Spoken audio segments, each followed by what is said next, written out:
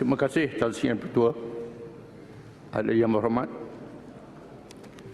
saya mohon untuk menyambung serta menguraikan usul yang telah saya bentangkan mengikut Peraturan Mesyuarat 491 yang dibaca bersama Peraturan Mesyuarat 28.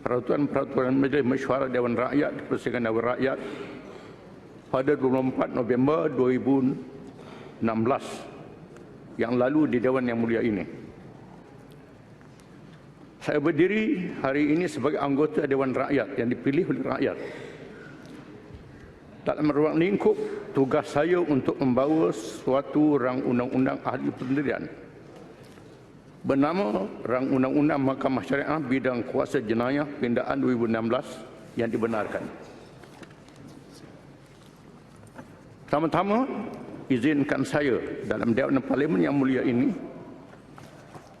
mengucapkan syukur alhamdulillah hadrat Allah Subhanahu wa taala dan terima kasih kepada semua yang telah mengizinkan kita membentangkan usul rang undang-undang Mahkamah Syariat Bidang Kuasa Jenayah buat kali ketiga bagi meminda Akta 355 sedia ada, iaitu suatu akta yang mengawal bidang kuasa mahkamah syariah. Mahkamah di dalam negeri-negeri di Malaysia, akta asal ini telah diluluskan 52 tahun yang lalu, pada tahun 1965.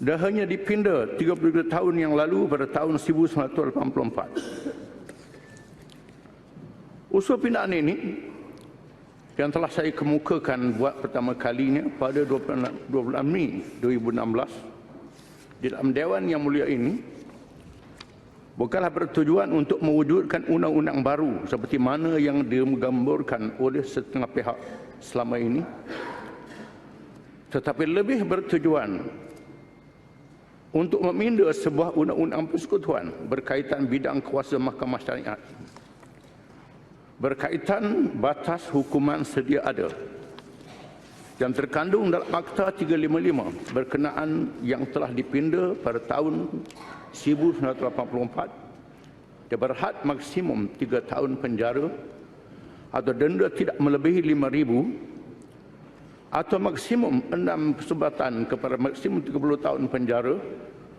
denda tidak melebihi 100,000 dan sebatan syar'i sebanyak 100 kali sebatan. Tangsihan Pertua, kita ingin menegaskan bahawa usul pindaan rang undang-undang Mahkamah Syariat bidang kuasa jenayah ini hanya terpakai kepada orang-orang Islam di dalam negara ini dan tidak terpakai kepada golongan bukan Islam sebagaimana dalam akta asalnya.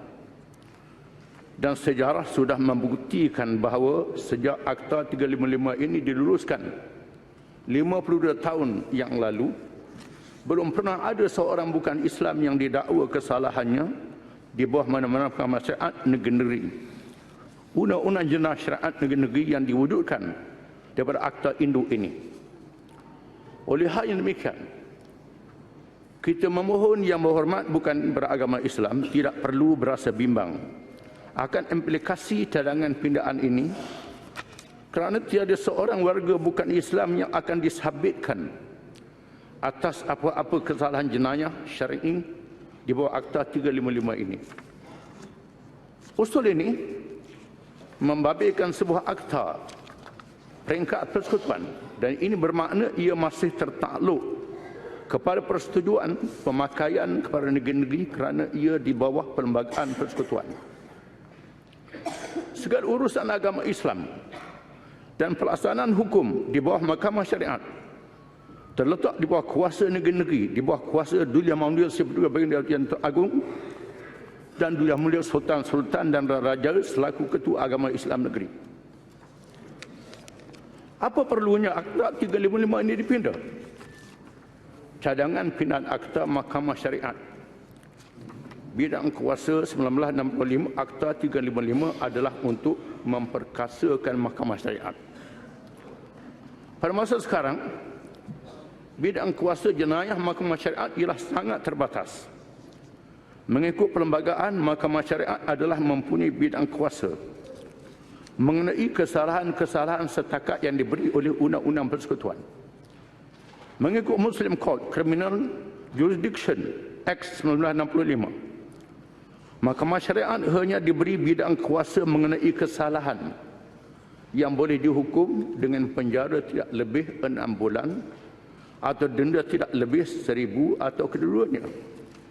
Bidang kuasa itu telah ditambah pada tahun 1984 dengan pindaan berakta itu, dan mahkamah syariat diberi bidang kuasa mengenai kesalahan yang boleh dihukum dengan penjara tidak lebih 3 tahun atau dengan tidak lebih RM5,000 atau sebat tidak lebih 6 sebat atau gabungan hukuman itu.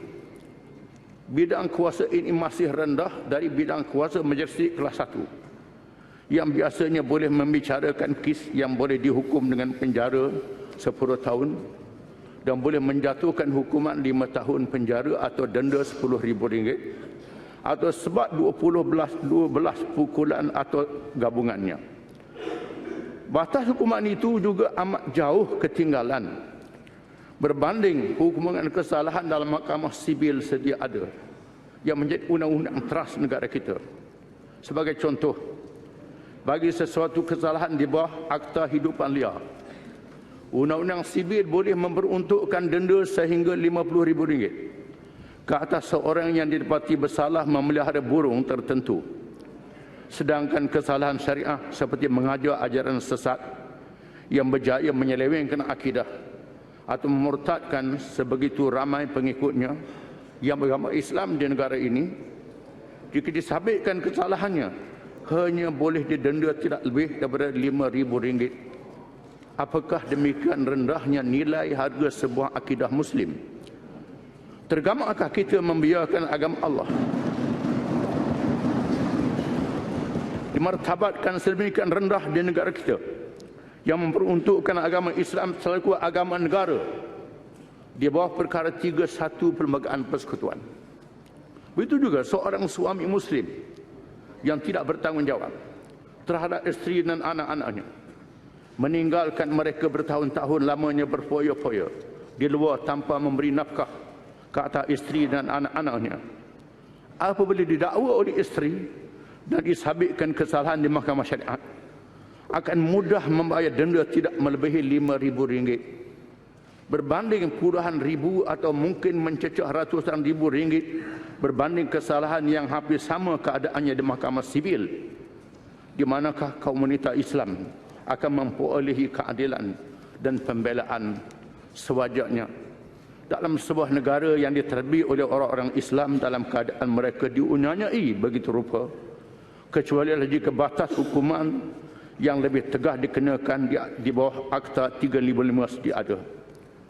Sesungguhnya apa yang cadangkan hanyalah meningkatkan hukuman maksimum kepada para hukuman yang hampir atau sepadan dengan hukuman syarak Islam yang memang sudah termaktub di dalam semua hukum di bawah panduan Al-Quran, hadis Nabi Muhammad SAW, ijma' dan qiyas para ulama.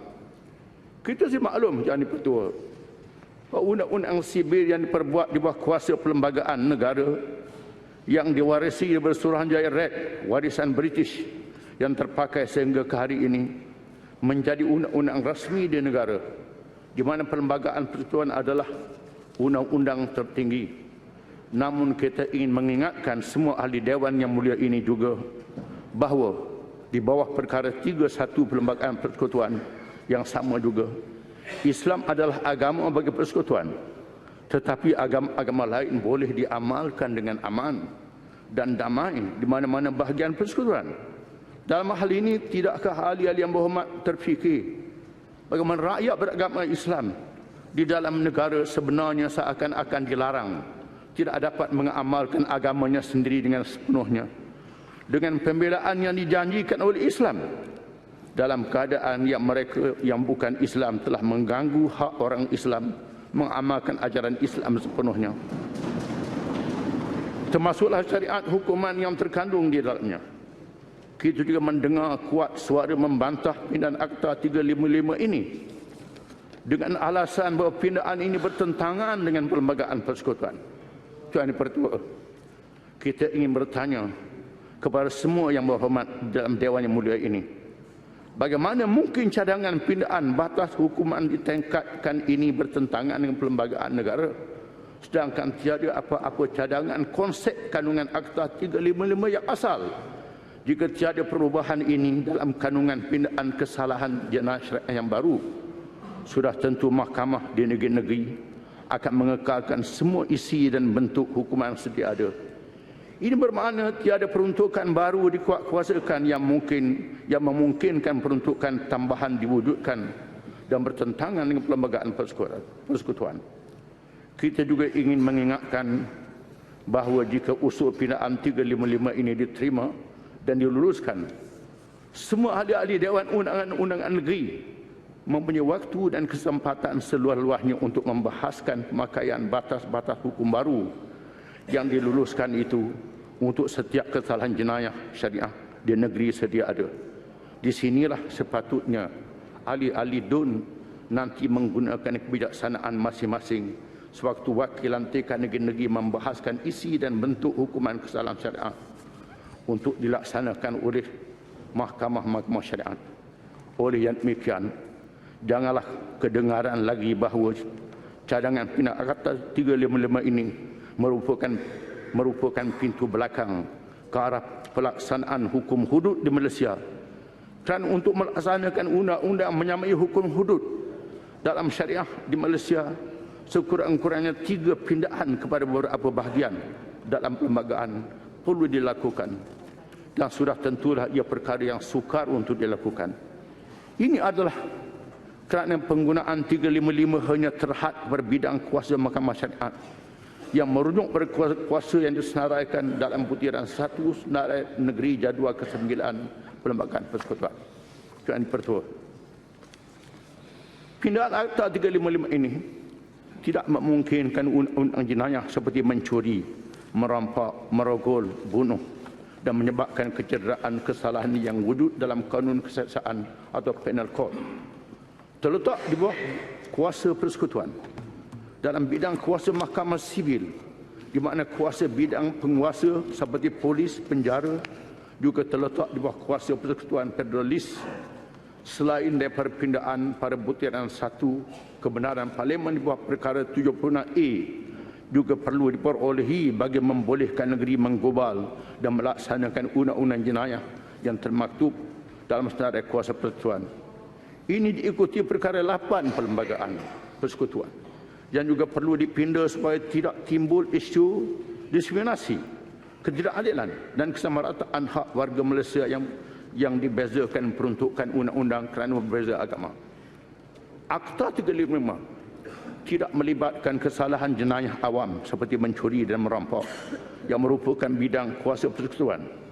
Jadi, pindaan rang Undang-Undang 355 hanya melibatkan peruntukan kesalahan-kesalahan sedia ada dalam ancaman jenayah negeri-negeri. Kita ingin mengingatkan bahawa dalam negara berbilang kaum dan penganut agama seperti Malaysia, perkembangan politik negara yang berkait rapat dengan hal ehwal keagamaan perlu ditangani dengan matang. Namun sikap sekelompok ahli politik sama ada yang beragama Islam atau bukan Islam yang menentang penambahbaikan sistem kehakiman syariah negara amatlah dikesali. Penentangan mereka terhadap pindaan Akta 355 ini adalah petanda buruk kepada kematangan politik perpaduan di dalam negara ini. Ahli-ahli rakyat bukan Islam tidak berhak untuk menolak penambahbaikan kepada mahkamah syariah hanya atas dasar mereka bukan Islam. Mereka perlu sedar yang mereka juga bertanggungjawab pada kelompok masyarakat Islam yang mereka wakili. Mereka langsung tidak mengorbankan hak pribadi atau hak kelompok bukan Islam yang mereka wakili. Pindaan ini hanya demi kepentingan masyarakat Islam yang mereka wakili. Jika kepentingan sedemikian yang begitu didambakan oleh masyarakat Islam tidak dapat ditunaikan, apakah yang boleh diharapkan dari mereka jika hak dan kepentingan umat Islam itu bercanggah dengan kepentingan pribadi mereka? Kepimpinan politik di peringkat negeri perlu menyadari bahawa otonomi sebenar yang akan dinikmati hasil daripada pindaan 355 itu nanti adalah kerajaan negeri. Hanya Dewan Undangan Negeri DUN dengan perkenaan Ketua Agama Negeri iaitu Dut Ahmad Lurah Sultan dan Yang Tuan Agung bagi belah persekutuan. Sultan-sultan yang berkuasa untuk memutuskan sama ada untuk menunaikan qada hukuman yang beruntukkan dalam elemen syariah negeri. Akta 355 yang berada di bawah kuasa parlimen hanya berfungsi menetapkan hukuman maksimum yang boleh digubal oleh Dewan-Dewan Undangan Negeri. Kita ingin mengulangi bahawa bidang kuasa Mahkamah Syariat terhad setakat kesalahan-kesalahan yang terkandung dalam butiran 1 Senarai Negeri. Perlembagaan Persekutuan, malah Mahkamah Syariat tiada bidang kuasa ke atas bukan Islam.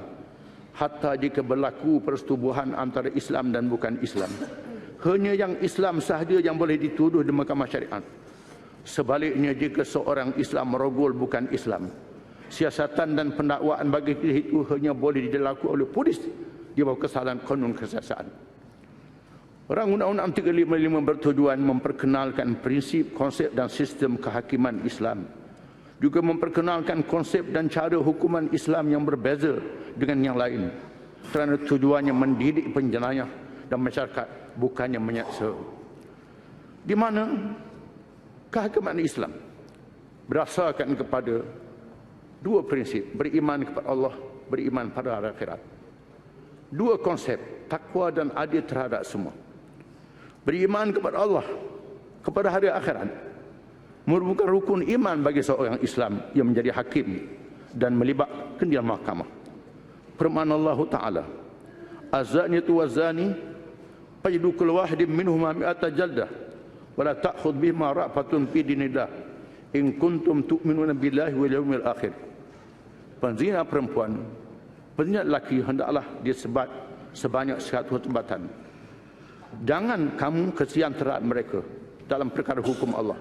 Jika kamu beriman kepada Allah dan hari akhirat, menunjukkan betapa kehakiman Islam berkait dengan beriman kepada Allah dan hari akhirat.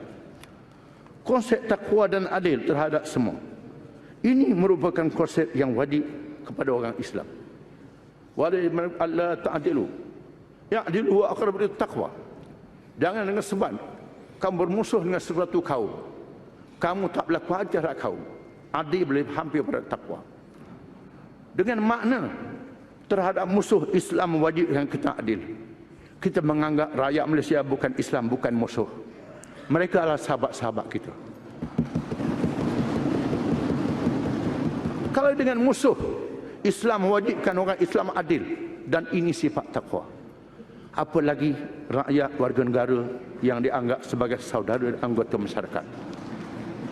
Ini perlu menghilangkan kebimbangan.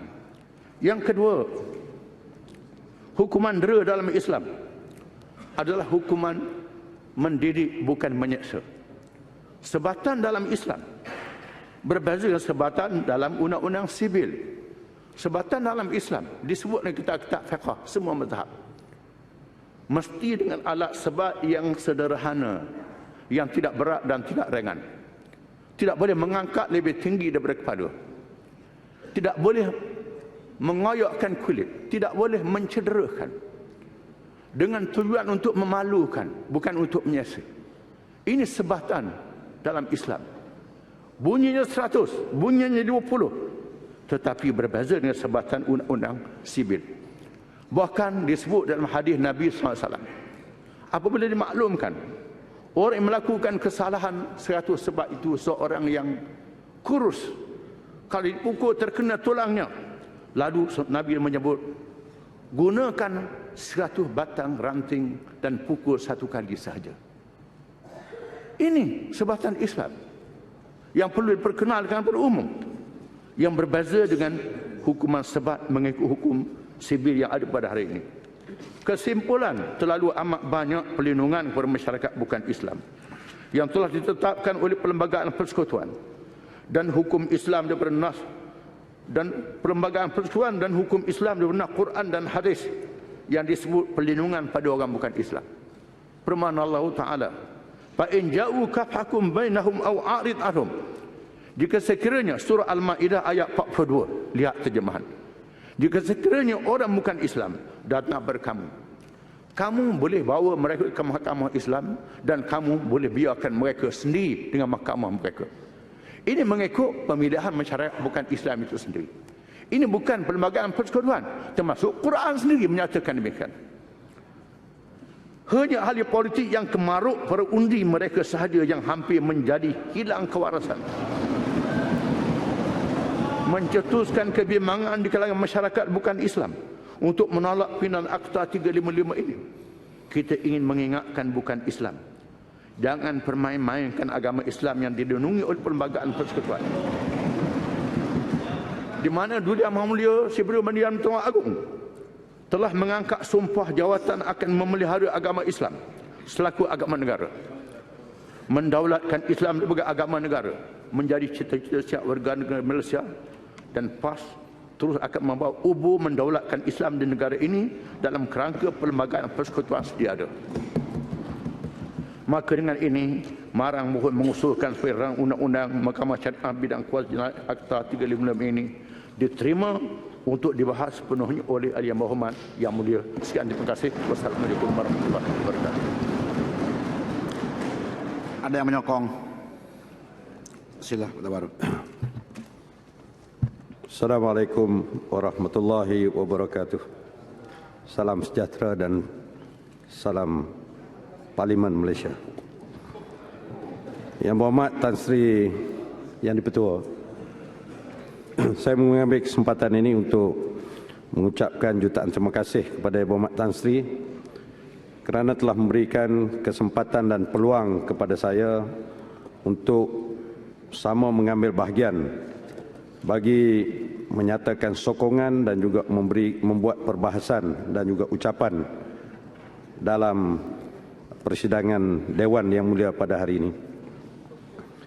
Saya ingin memulakan ucapan saya dengan membaca sepotong ayat Al-Quran yang berbunyi Bismillahirrahmanirrahim. Wa ma kana lil mu'minin wala mu'minatin iza qadallahu wa rasuluhu amran an yakuna lahumul khiyaratu min amrihim wa man ya'sillaha wa rasulahu faqad dalla dalalan mubina. Maksudnya, tidak wajar sama sekali bagi seorang yang beriman, lelaki ataupun perempuan, apabila Allah dan Rasulnya bagi orang Islam itu telah menetapkan sesuatu ketetapan dalam sesuatu urusan, mereka iaitu orang mukmin lelaki dan perempuan ini telah mengambil ketetapan yang lain ataupun mengambil cara dan kaedah yang lain dalam urusan-urusan mereka. Dan sesiapa yang ingkar ataupun tidak patuh kepada perintah Allah dan Rasulnya, maka orang itu dianggap orang yang sesat dalam kesesatan yang amat nyata sekali. Yang Berhormat boleh sambung sebelah petang nanti 2:30. Terima kasih. Masih. Yang Berhormat, Majlis Masyuarah ditangguhkan sehingga jam 2.30 petang nanti. Masih.